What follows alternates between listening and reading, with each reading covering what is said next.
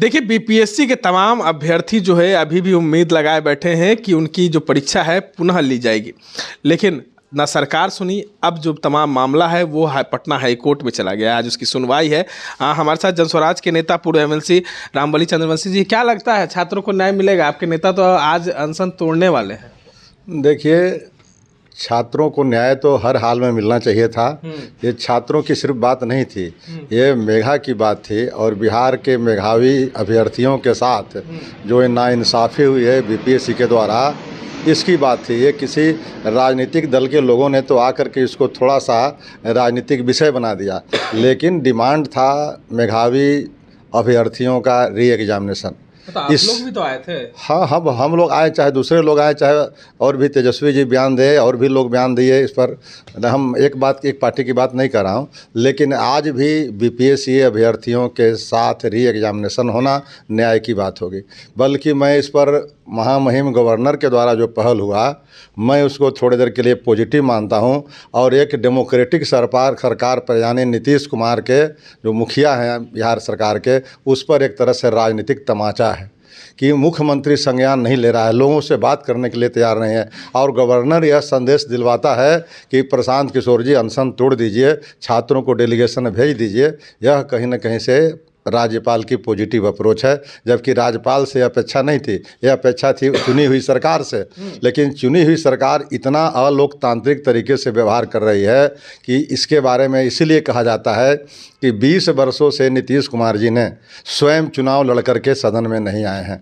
अगर 20 वर्षों से जो व्यक्ति चुनाव नहीं लड़ करके और सदन का सदस्य रहेगा और मुख्यमंत्री के कुर्सी पर आसीन रहेगा, तो डेमोक्रेसी का गला घोटा ही जाएगा। और आज बिहार के अंदर जो है कहीं ना कहीं लोकतंत्र नहीं है।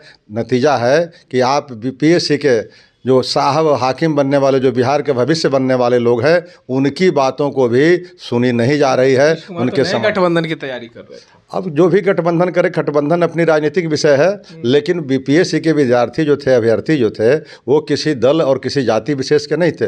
पहली तो ये कि आपने गलती कर दिया है कि वो डोमिसाइल नीति बनी हुई थी, उसको आपने ख़त्म करा दिया। तो उसके वजह से आज 82,000 से अधिक बिहार से बाहर के लोग यहाँ बीपीएससी के द्वारा नौकरी कर रहे हैं। तो पहले ही आपने बिहार को गला काटा। और दूसरा, मेधावी विद्यार्थी जो परिश्रम करके तैयारी करते हैं परीक्षा का, और उनके साथ अगर इस तरह की घटनाएं होगी तो निश्चित रूप से बिहार का लोकतंत्र कलंकित होगा और नीतीश कुमार शर्मसार होंगे। एक अंतिम सवाल है कि कई बार आप लोगों ने कहा कि अगर प्रशांत किशोर की गिरफ्तारी होती है तो एक महाआंदोलन होगा।